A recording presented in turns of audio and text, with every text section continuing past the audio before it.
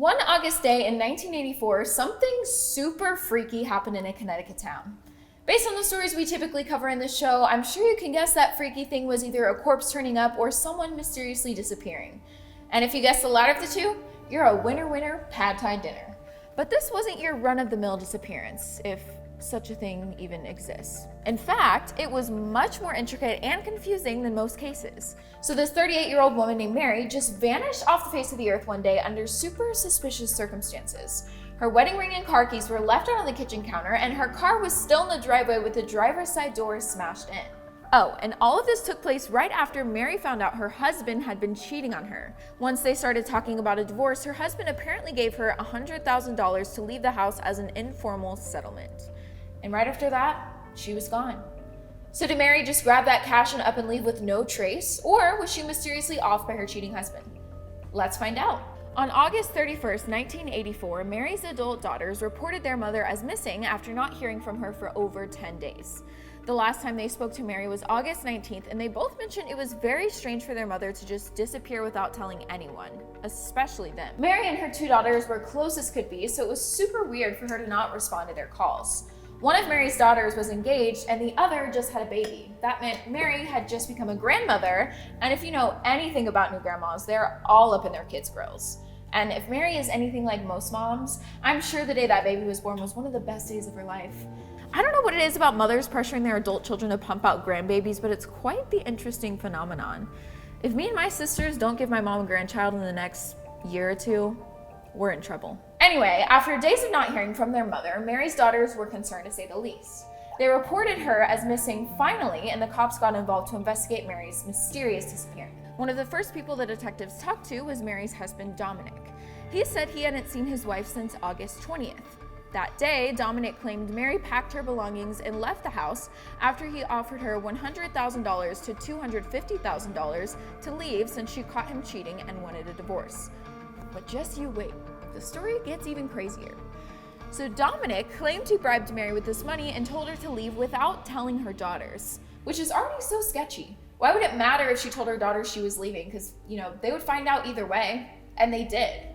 But it definitely didn't look like Mary just up and left, like Dominic claimed she did. First of all, Mary's car was parked in the driveway, and the windshield on the driver's side was smashed in, which Dominic eventually admitted to doing in a fit of rage. Talk about a major red flag. And the story about how the car was discovered is pretty insane. So one day when Mary's daughter Sherry was driving to work, she passed her mom's house to see the concerning setup. She thought it all looked super staged, so she hung around to talk to Mary's husband, aka her stepdad, Dominic. Dominic apparently told her, "Your mother left. She took some money I had buried around the house and she took off.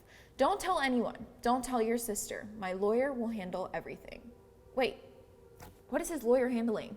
Did he just tell Sherry to lie to her own sister? And why did he keep the money hidden around the house like that? This is wild. After that, Dominic asked Sherry to come back later to get all of her mom's stuff. And when she did, things got so much worse. Which brings us to red flag number 2. The fact that Mary's car keys and wedding ring were both left out on the counter.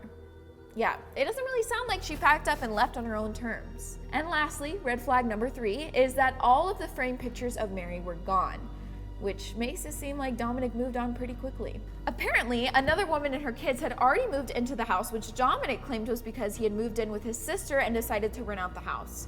But I don't know, it kind of sounds like he already had a new lady lined up.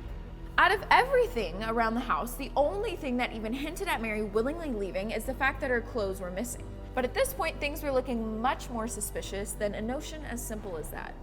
Over the course of his interviews and conversations with officials, Dominic allegedly told 2 different stories about what happened the day he last saw Mary.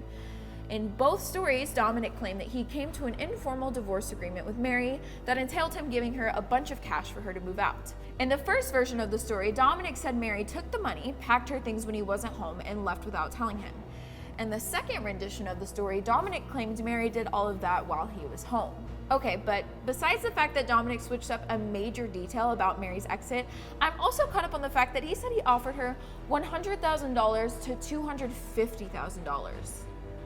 That's a pretty wide range. But what's even crazier is the fact that investigators found no trace of this alleged cash Dominic sent Mary off with. So before we get too far into the investigation, let me give you a quick rundown of Mary's life leading up to her disappearance. So Mary Badaracco, also known as Mary Poo to her closest friends, was a feisty little firecracker of a woman. She grew up with 11 siblings, so I'm sure you can imagine she knew how to hold her own. Yeah, I was the youngest of 4 girls, and I was bullied a lot as a kid. Anyway, enough of my story. Let's get back to Mary. So at 16, she dropped out of high school and married her first husband, whom she had 2 daughters with. A few years into that marriage, Mary got divorced. After that, she moved around a bit, pursuing various jobs as a housekeeper and bartender, and in 1970, she got married to Dominic after initially meeting him at a bar that he owned. Dominic had 4 kids from a previous marriage, so it was kind of like a bootleg version of the Brady Bunch, since Mary also had kids of her own. But like all relationships, things between Mary and Dominic weren't 100% perfect all the time. Actually, they were far from it. Dominic was reportedly very violent towards Mary, and she was known to leave the house on occasion when he got to be too much. But she would always come back and make amends. Mary's daughters absolutely hated their stepfather and moved out of the house as soon as they possibly could. When they still lived at the house, the daughters mentioned they wouldn't even bring friends over because they never knew how Dominic would act. Dominic was known for being super controlling of him and Mary's money, hitting the kids with a paddle that had their names on it that he would add a check mark next to every time they were spanked, and he also ripped the phone out of the wall one time because he was mad his son was making long distance calls.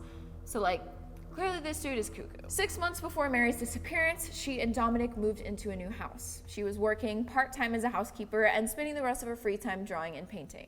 And as happy as that sounds, Mary and Dominic were fighting more than ever, and Dominic was known to be a cheater. The straw that broke the camel's back was when Mary caught Dominic with some other chick's makeup stains on his shirt. After that, the couple began talking about getting a divorce. And that's when Mary vanished. But right before she was officially reported missing, Dominic had already filed for divorce on grounds of abandonment, which makes me wonder what kind of deal he'd get with that settlement. Could be a pretty solid motive. And although these alarms are sounding off like crazy in my head and probably yours, detectives really didn't think anything shady was going on in the beginning days of the investigation.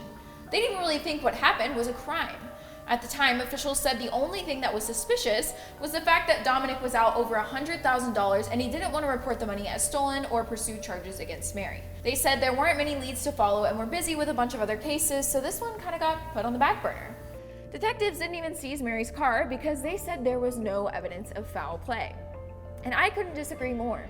The woman's window was smashed and she was nowhere to be found. If that ain't foul play, I don't know what is.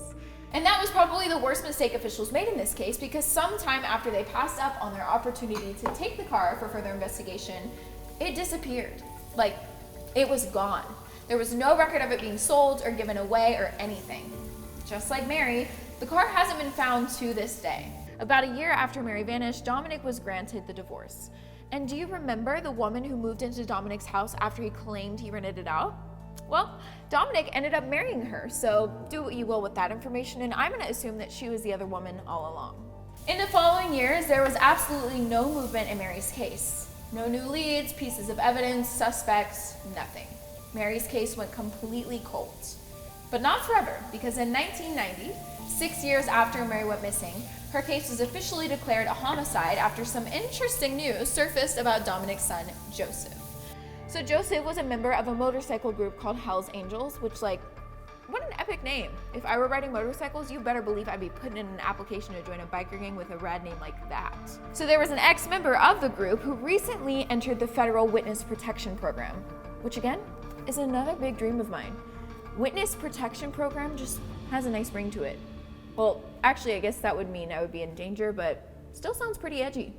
After doing some sleuthing, the tipster found out that the motorcycle group issued a contract on Mary's life after they found out she had some dirt on Dominic that she was going to go to the police with. It's not really clear how Dominic was involved with the group, but it is believed that he was the one who put in the execution request because Mary apparently had some incriminating tea on him that she wanted to spill to the cops. The ex-member concluded that Joseph and his fellow angel, Steve Kendall, were the ones who whacked Mary. When the tip came in, Joseph was already in prison for an arson charge for hiring 2 men in 1989 to set fire to a bar that was owned by his father's rival. Oh, so this seems like a normal thing for Joseph. He's like a full-time hitman. So since Joseph was already behind bars at the time this info came out, he was pretty easy to find. He was interviewed about the case but refused to cooperate. His alleged sidekick Steve declined to be interviewed but allegedly took a lie detector test that he failed. Not long after that, Steve passed away in a motorcycle accident, so there goes any form of closure with that lead.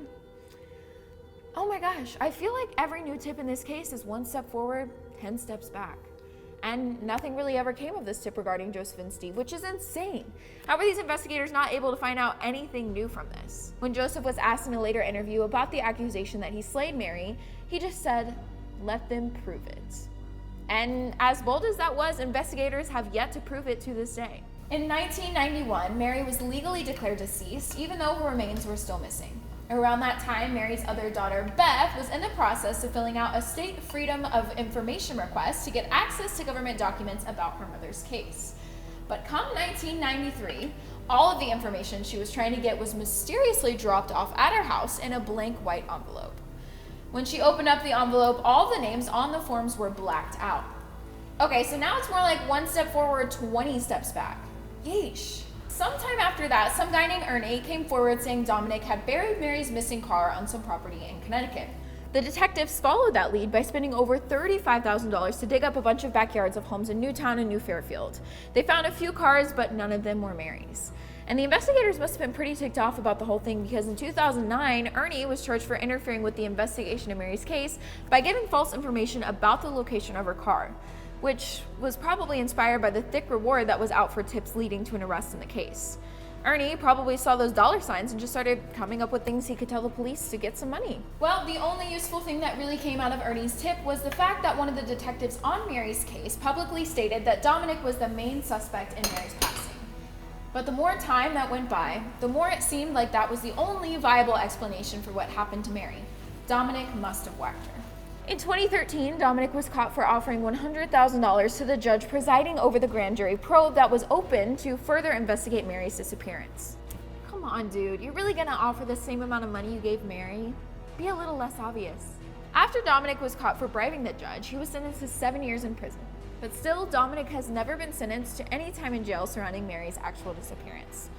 But Mary's daughters haven't given up hope. To this day, they are doing everything in their power, including working with psychics online to find their mom and solve what is known as one of Connecticut's oldest missing persons cases. Hey, I respect the hustle, and I don't blame them for continuing to pursue this case so passionately because clearly the investigators didn't do it, or at least not at the beginning. You know, I still have no idea why those detectives didn't take Mary's car when they had the chance. And how did they not think it was suspicious that Dominic was a violent cheater who did some sketchy stuff on and around the time his soon-to-be ex-wife disappeared? And here's the part where I pass it to you.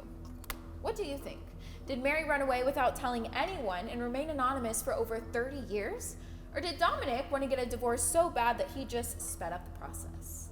If so, do you think he did it solo, or did he reach out to his son's biker crew to do the deed for him? Personally, I can't decide between Dominic and his son, but I'm pretty certain Dominic was the mastermind behind the operation either way. While you let us know your thoughts in the comments below, I'll just be sitting here enjoying my pad thai. As always, thanks for watching, and I hope we have more answers with the next case we cover because this one was such a cliffhanger.